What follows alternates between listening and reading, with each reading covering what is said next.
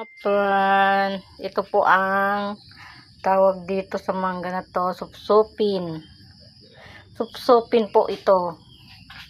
Sarap, masarap to, matamis. Mga pan.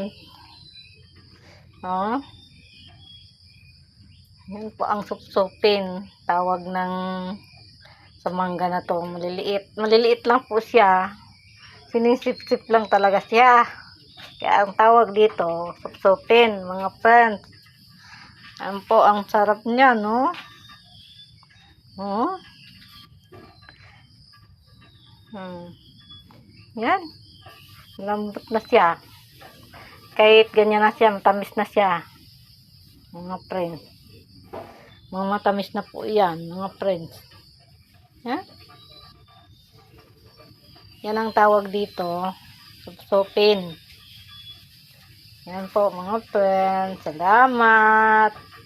Maraming salamat po sa inyong lahat.